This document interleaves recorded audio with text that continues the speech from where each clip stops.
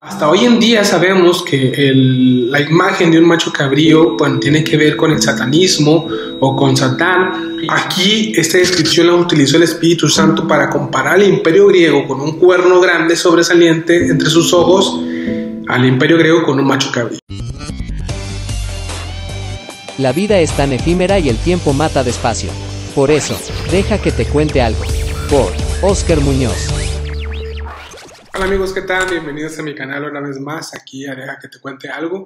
Mi nombre es Óscar Muñoz y hoy queremos dar continuidad a lo que hemos estado estudiando acerca de los últimos tiempos, que en la iglesia cristiana es conocido como la escatología, el tema de los últimos tiempos. Y hemos estado hablando acerca de Daniel y del libro de Apocalipsis, cómo no se puede entender Daniel sin Apocalipsis, ni Apocalipsis sin Daniel. Y es muy interesante lo que estamos viendo. Nos partimos acerca de Daniel capítulo 2 y en el capítulo 7 del mismo libro de Daniel y pasamos a Apocalipsis capítulo 13. Y bueno, vamos para dar una breve reseña de lo que hemos estado hablando, y si quieres informarte más te invito a que busques en el canal los dos videos, en uno donde hablamos acerca de la estatua de Nabucodonosor y de las bestias que vio el profeta Daniel, y el otro donde hablamos más a detalle acerca de los paralelos que existen en Daniel capítulo 2, en el 7 y en el capítulo 13 de Apocalipsis. Perdón. Y ahora lo que quiero hacer y lo que me compete compartir contigo es hacer una reseña rápido como introducción de lo que vimos en los anteriores videos, y si no, aquí los vas a tener encima en la tarjetita para que los puedas buscar y te puedas seguir informando. Y bueno, vamos a comenzar entonces. Tenemos y habíamos comentado que se nos describe con varias características a las bestias, en este caso la que ve el apóstol Juan en Apocalipsis 13, y con estas similitudes que tenían las bestias del profeta Daniel, ¿sí? Con diferencia o con la diferencia de que las bestias del libro de Daniel describían a imperios individuales, tales como Babilonia, que actualmente es Irak, representada como un león y como la cabeza de oro de la estatua que soñó el rey Nabucodonosor. Esto lo vimos en el capítulo 2 y en el capítulo 7. Y luego a continuación tenemos el segundo imperio, los medos persas, que actualmente es la nación de Irán, que en el capítulo 2 es representado como los brazos y pechos de plata de la estatua que soñó el rey Nabucodonosor, y como un oso que vemos en el capítulo 7 de Daniel. También vemos el tercer imperio, que es el imperio griego, representado como un leopardo con alas y con 4 cabezas, Daniel capítulo 7, y como el vientre y los muslos de la estatua que soñó el rey Nabucodonosor en el capítulo 2. Entonces, tanto el sueño del rey Nabucodonosor en el capítulo 2, ¿sí?, trata la interpretación de lo mismo, de un evento del futuro, y más en específico de las señales o acontecimientos, o más bien de los imperios que vendrían luego del reinado de Babilonia. Vemos también con el profeta Daniel que el sueño es distinto, ya que no sueña estatuas, sino que sueña bestias, y estas bestias o esta interpretación es la misma que en el capítulo 2, hablando de los mismos imperios. Bien, como reseña es lo que estuvimos hablando y algunas cosas muy interesantes de Alejandro Magno, y hoy vamos a pasar al libro de capítulo 8 del profeta Daniel. Si tienes tu Biblia, yo había comentado que yo manejo la Biblia Plenitud 1, porque hay 1 y 2, tercera no estoy muy enterado, pero te va a servir mucho a ti si eres un fiel estudiante o te está interesando en los temas proféticos de la Biblia. Pues la Biblia Plenitud 1 te va a interesar y te va a ayudar bastante por su riqueza literaria. Tiene hebreo, griego, palabras, tiene comentarios bíblicos, tiene una sección llamada Dinámicas del Reino, tiene unos como devocionales de estudio al principio de su Biblia, y al final tiene en Apocalipsis en especial, tiene varias posturas o perspectivas escatológicas de diferentes corrientes cristianas, por así llamarlo, y también una sección donde hay preguntas y que regularmente el cristiano se hace, o el creyente se hace, con respecto a la muerte, a la deidad de Jesucristo, la Trinidad, acerca de la salvación, acerca de cosas muy prácticas. Y por último tenemos un diccionario, una concordancia que te va a ayudar bastante. Entonces por eso lo veo como una Biblia muy completa. Entonces, sin más preámbulos, vamos a Daniel capítulo 8 y vamos a estudiar juntos esta visión que tuvo el profeta Daniel, y aquí nos vamos a enriquecer bastante, ¿sí? Dice en el capítulo 8, en el versículo 1 en adelante: en el año tercero del reinado del rey Belsasar me apareció una visión a mí, Daniel, después de aquella que me había aparecido antes. Vi en visión, y cuando la vi yo estaba en Susa, que es la capital del reino en la provincia de Elam. Vi pues en visión, estando junto al río Ulai, alcé los ojos y miré. Sí, alzó sus ojos en esta visión, y aquí un carnero que estaba delante del río y tenía 2 cuernos. Mucha atención con las descripciones que se empiezan a dar, porque esta visión se centra es parte de la misma interpretación del capítulo 2 de Daniel y del capítulo 7, pero se centra en 2 imperios, en los medos persas y en el imperio griego. Ahí se detiene. Sí, en este caso este carnero con 2 cuernos es este carnero es un símbolo de la nación de los medos persas, y ahorita lo vamos a ver porque se nos da la interpretación en el mismo capítulo. Recuérdate y apréndete de memoria este pasaje, 2 de Pedro capítulo 1, versos 19 y 20. Tenemos también la palabra profética más segura, la cual hacemos bien en mirarla, en estar atentos como una antorcha que alumbra, y el lucero de nuestros corazones salga muy pronto, amanezca para todos nosotros, ¿verdad? En el versículo 20 se nos dice que que la profecía no es de interpretación privada, sino que los santos hombres de Dios fueron inspirados por el Espíritu Santo. Nosotros no podemos interpretar la Biblia diciendo yo pienso esto, pienso aquello, opino esto, no. Es que dice la Escritura, y aquí en especial se nos aclara y se nos dice la interpretación. La Biblia se interpreta sola, y te lo vamos a demostrar. Capítulo 8, y leemos: entonces ve al carnero con 2 cuernos, y dice que los cuernos eran altos, pero uno era más alto que el otro, y el más alto creció después. En el capítulo 7 de las bestias, aquí los medos persas no son comparados a un carnero, sino a un oso, a uno que parece como un oso. Y dice que un costado se alzaba más que el otro. Aquí el cuerno sobresale más que el otro, ¿sí? Uno era más alto que el otro, y el más alto creció después, ¿sí? Muy bien, tenemos la inclinación a pensar de que este cuerno que sobresale más fue la nación persa. Sí, que actualmente es la nación de Irán, que después de su revolución, me parece que fue en el año de 1940 en adelante, comenzó a tener mucho auge, y sobre todo hoy en día, con el tema del Medio Oriente, de los asuntos pues, nucleares, el problema que tuvo reciente con Estados Unidos con respecto a la producción de cierto elemento, que Estados Unidos está pendiente de que no lo utilice, porque aunque Irán desmiente las acusaciones de Estados Unidos de que están produciendo armas nucleares, ellos lo niegan, pero Estados Unidos tiene las sospechas y asegura o puede asegurar, sobre todo en el reinado de Trump, que estaban construyendo armas nucleares. Entonces, por eso el pendiente, y tomó mucho auge. Bien, regresando en el versículo 4, dice: vi que el carnero hería con los cuernos al poniente y al norte y al sur, y que ninguna bestia podía parar delante de él, ni había quien escapase de su poder, y hacía conforme a su voluntad y se engrandecía. Leíamos en el versículo 4: vi que el carnero hería con los cuernos al poniente y al norte y al sur, y que ninguna bestia podía parar delante de él. ¿Ok? Y cuando cae Babilonia, sí, los medos persas toman poder, y Babilonia en ese entonces era uno de los imperios más sobresalientes y más conocidos por su poder, y lo vemos como la cabeza de oro de la estatua de Nabucodonosor hablaba precisamente de Nabucodonosor y del imperio de Babilonia. Y vemos después los medos persas representados con el pecho y los brazos, y aquí como el carnero, y dice que este imperio fue muy poderoso. Sin embargo, a partir del versículo 5 leemos: mientras yo consideraba esto, he aquí un macho cabrío venía del lado del poniente sobre la faz de toda la tierra, sin tocar tierra. sea, venía un macho cabrío sin tocar tierra, algo muy similar al leopardo que en el capítulo 7 de Daniel lo puedes tú leer.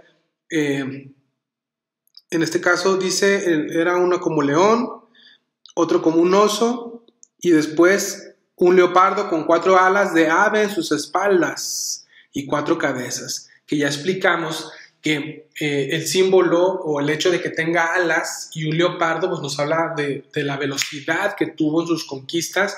Con 10 años o poco menos, el imperio griego conquistó lo que nunca había conquistado, ¿sí? En este caso, ahora está viendo el profeta Daniel una bestia, pero no es un leopardo con 4 cabezas ni con alas, sino un macho cabrío, ¿sí?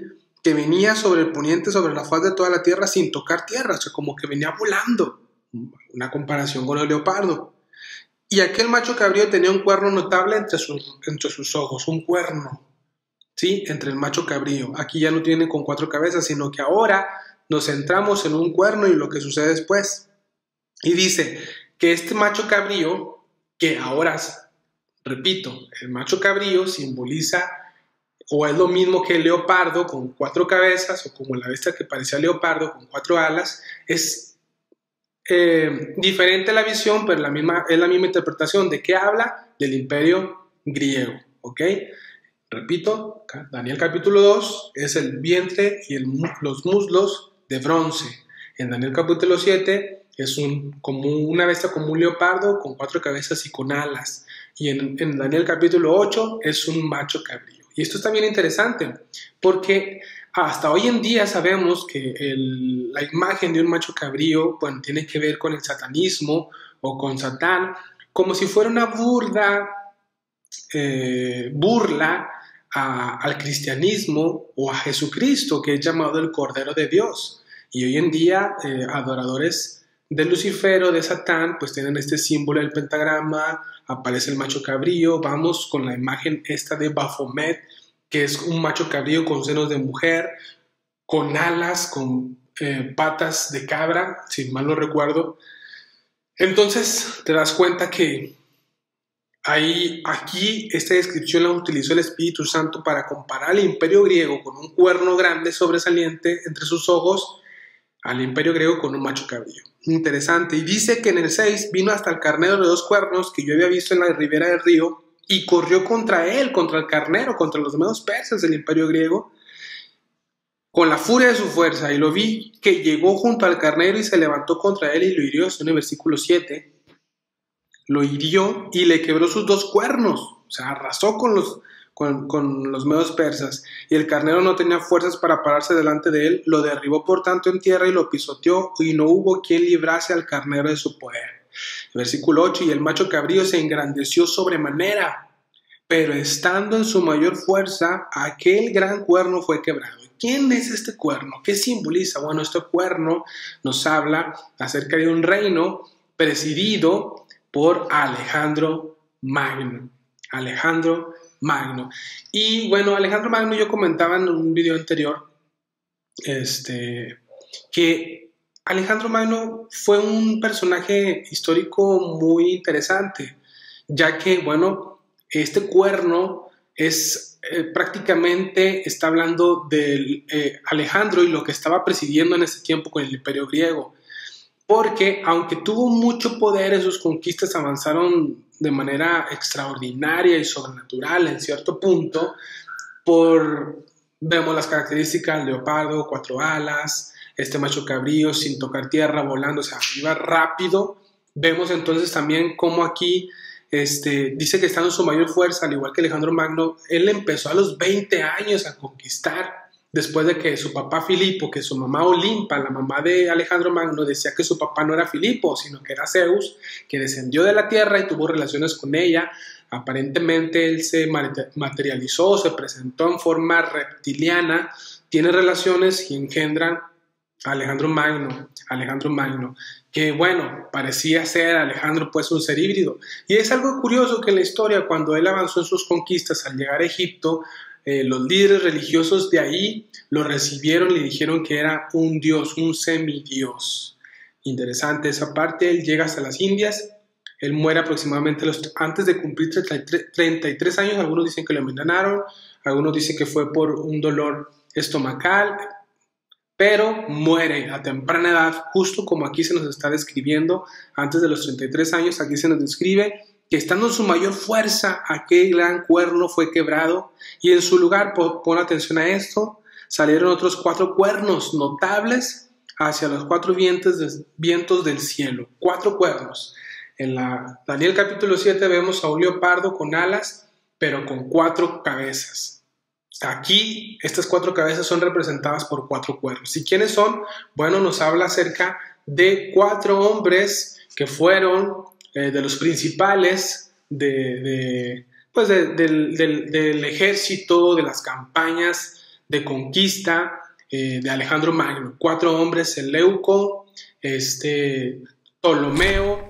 Entonces sería Casandro y Lisimaco. Ya habíamos mencionado a Ptolomeo y a Seleuco, y ahora Casandro y Lisimaco, que fueron los 4 principales después de Alejandro Magno. Muere y se divide el imperio griego en 4, ¿sí? Parte de este imperio griego abarcaba lo que en ese entonces era Macedonia, Turquía, lo que actualmente es Turquía. Llegan hasta casi las Indias, o llegan hasta las Indias, o hasta la India más bien.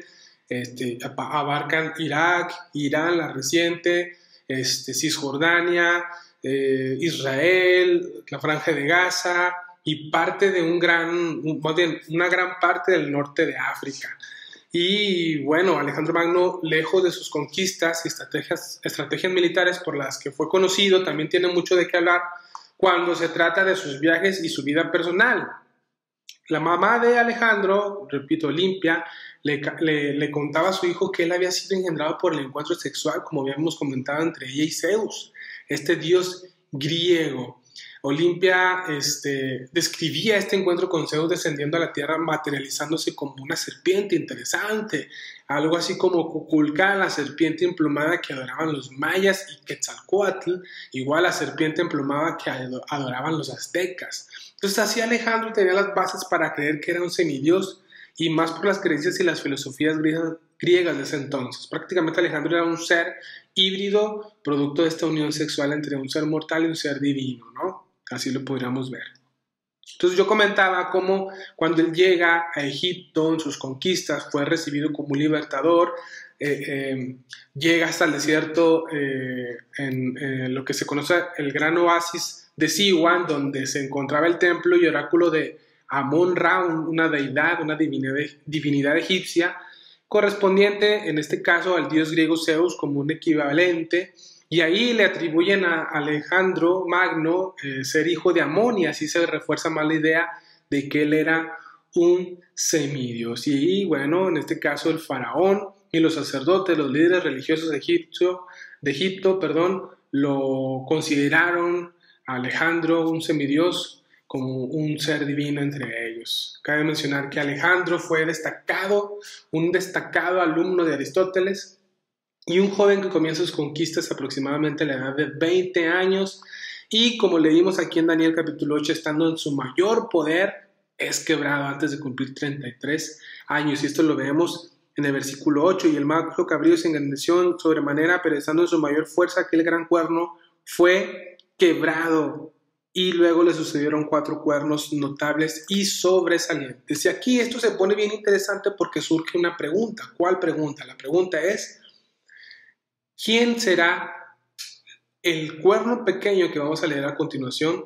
Que en la teología bíblica y en el tema de la escatología, el cuerno pequeño se asocia o está muy relacionado al anticristo. Vamos a leer el versículo 9 del capítulo 8, seguimos leyendo. Y de uno de ellos, es decir, de uno de los 4 cuernos que surgieron después de que el primer cuerno grande, entre los ojos del macho cabrío es quebrado, suceden 4, y dice que de entre esos 4 surge uno, y dice que este cuerno pequeño creció mucho al sur y al oriente y hacia la tierra gloriosa, y se engrandeció hasta el ejército del cielo, y parte del ejército de las estrellas se echó por tierra y las pisoteó. Y esto está bien interesante porque dice: se engrandeció hasta el ejército del cielo, y parte del ejército de las estrellas se echó por tierra y las pisoteó. Y esto está muy, muy, muy, muy interesante por esta sencilla razón. Aquí en el versículo 10 del capítulo 8, hay una referencia o un paralelo muy interesante con Apocalipsis, capítulo 12. Vamos a poner aquí nuestra división de Daniel, capítulo 8, y vamos a ir rápido. Apocalipsis, capítulo 12, perdón. Fíjate en el versículo 3 de Apocalipsis. También apareció otra señal en el cielo, y aquí un gran dragón escarlata que tenía 7 cabezas y 10 cuernos, y en sus cabezas 7 diademas, 4, y su cola arrastraba la tercera parte de las estrellas del cielo y las arrojó sobre la tierra. Y el gran dragón se paró frente a la mujer que estaba para dar a luz, a fin de devorar a su hijo tan pronto como naciese.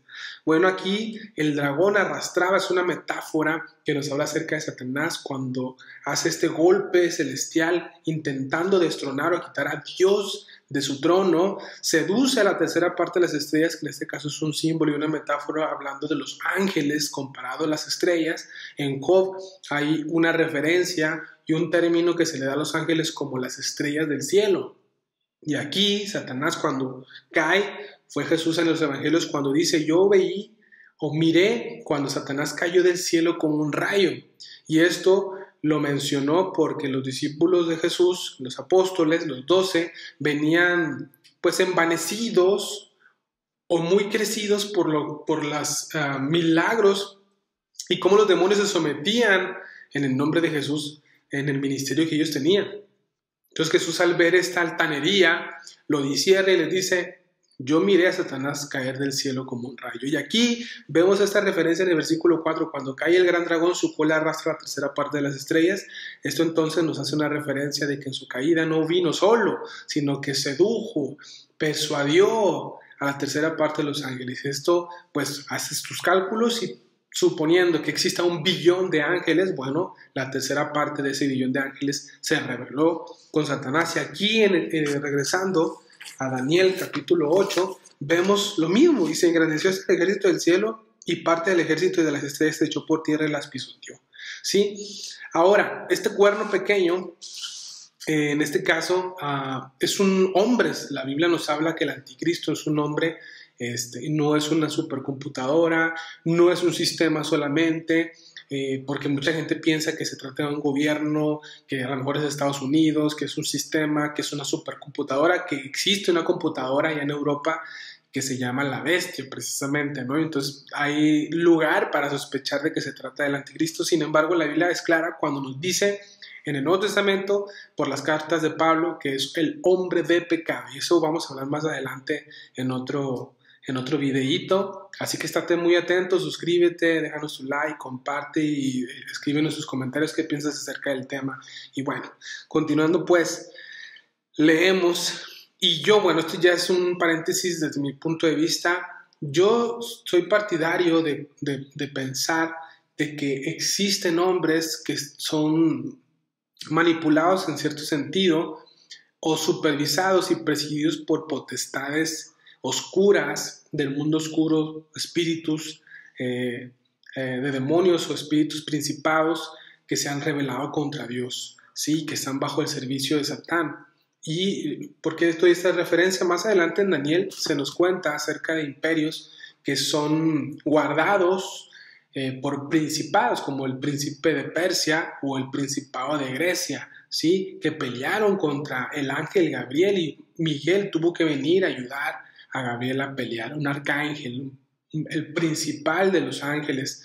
Los arcángeles son conocidos por ser espíritus poderosos de guerra que están a favor del pueblo de Dios y por supuesto del lado de nuestro Señor y Salvador Jesucristo. Entonces aquí este cuerno pequeño, este hombre de pecado que nos habla en el Nuevo Testamento, está siendo presidido por Satanás, o este principado que ha estado intentando a través de la historia, ¿sí? Lo vemos con hombres que en este caso mucha gente dice, ahí cierro mi paréntesis, mucha gente piensa que esta profecía del cuerno pequeño que surge de entre las 4 divisiones del imperio griego es el rey Seleucida Antíoco Epífanes. Sí, tenía las características para ser el próximo o un prototipo del anticristo, más bien que así lo fue, pero no reunió con todos los requisitos para ser el hombre de pecado del que hablaba la Biblia, y estoy seguro que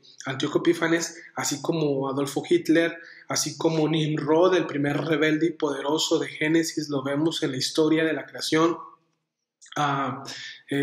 Alejandro Magno, fueron en cierta manera o de alguna manera que desconocemos, o la gente a lo mejor que practica este tipo de contactos espirituales con estos seres oscuros, saben de qué trata y cómo moverse. La Biblia dice que este mundo está bajo tinieblas y que el príncipe de este mundo es Satanás, ¿sí?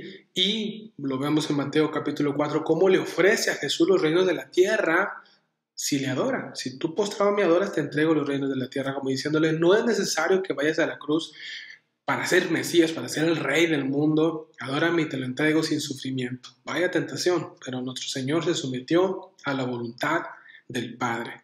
Y siguiendo leyendo entonces, si es así que existe esta influencia satánica, como lo vemos en Ezequiel, como hay una referencia al príncipe de Tiro y al rey de Tiro. Cambia allí el profeta Ezequiel inspirado por el Espíritu Santo, y hoy en día teólogos y eruditos de la Biblia están y concuerdan como su servidor de que el rey de Tiro es Satanás. Entonces vemos como el rey de Tiro, Satanás, presidía o influenciaba al príncipe de Tiro de esa zona geográfica, ¿no? Y vemos cómo existe esta alianza entre el hombre y las potestades del reino oscuro desde el reino de Babel, como a través de la historia de la dispersión, donde se originaron los idiomas, los lenguajes distintos. Esto lo pueden leer en Génesis capítulo 12. Bueno, ahí ya estaba, yo estoy seguro que está influenciando estos seres oscuros al hombre para rebelarse contra Dios. Y hay algo muy interesante que me gustaría también hablar después acerca de Nimrod, porque hay algo muy interesante como un prototipo del anticristo y qué es lo que sucedió en ese tiempo para que Dios descendiera y acabara esa obra perversa y altanera de los hombres en la Torre de Babel, pero hablaremos en otra ocasión. Entonces nomás esto lo menciono para que ir enriqueciendo este estudio y vamos formando pues ahora sí que un rompecabezas sano, y nuestra mente y nuestro corazón con la ayuda del Espíritu Santo sean iluminados.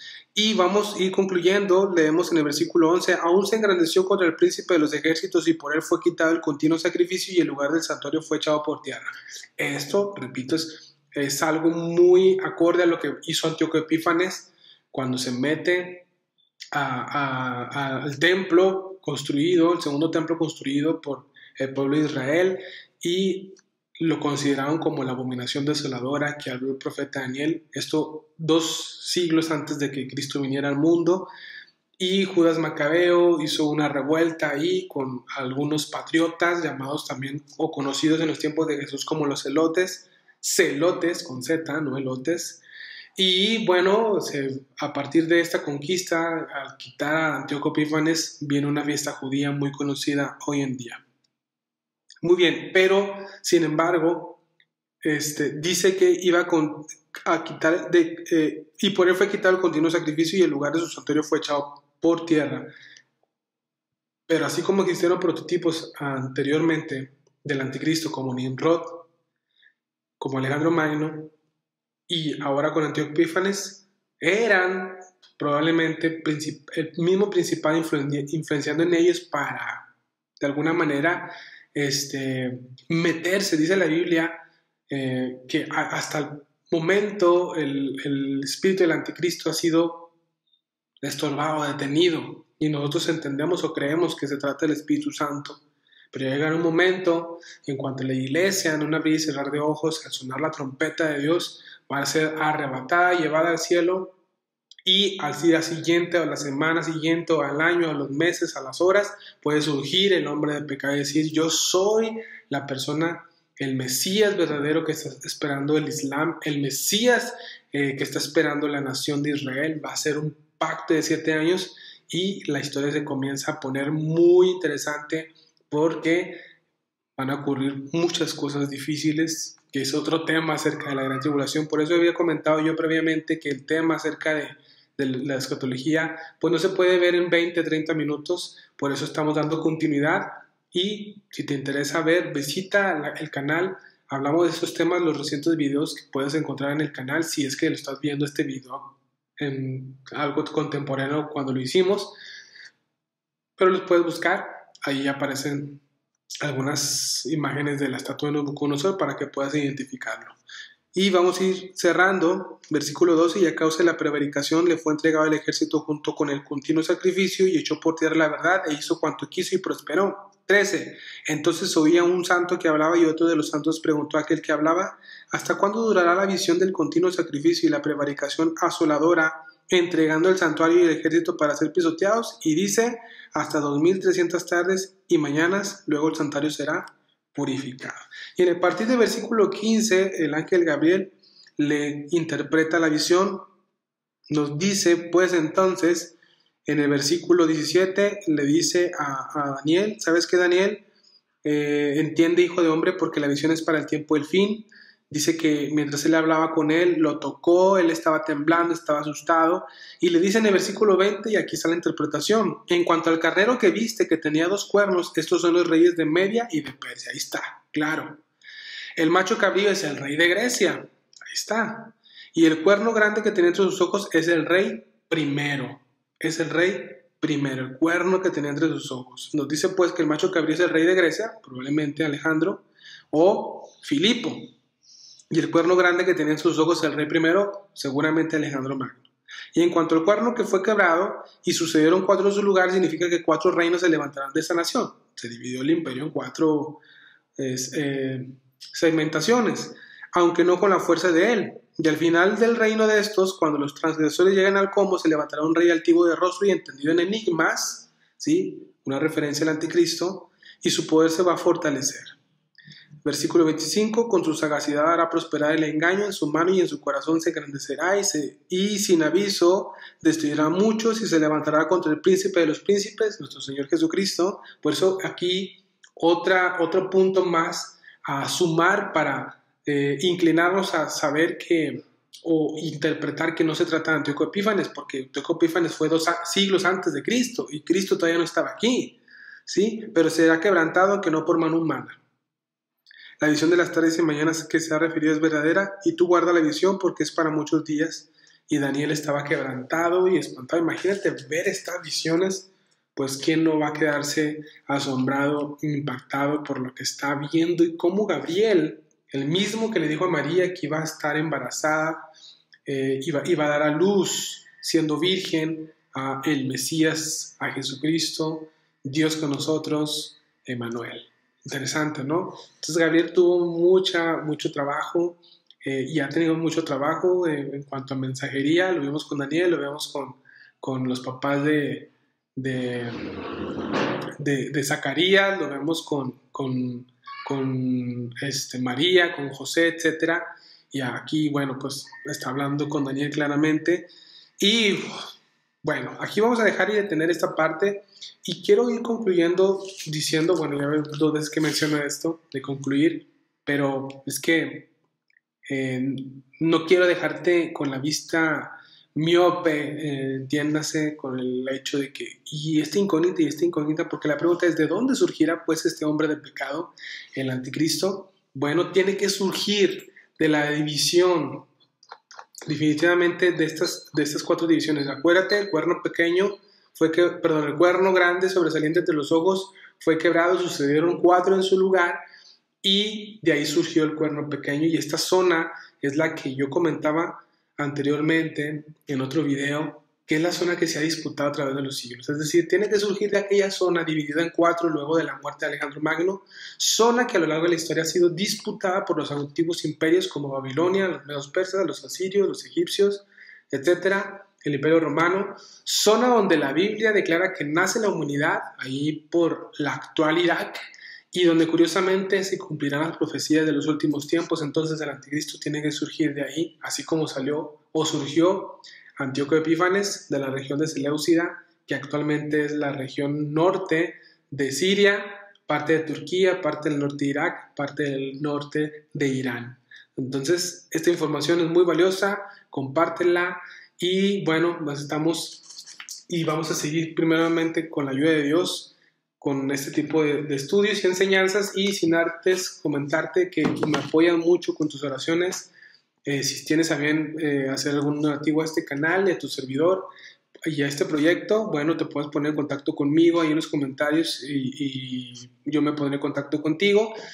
Y bueno, síguenos en nuestras redes sociales, Facebook, TikTok y YouTube, Deja que te cuente algo, y nuestro podcast de Spotify, Deja que te cuente algo. Y aquí tengo estos 2 libros de tu servidor, Palabra y Efecto y El bosquejo de una oración.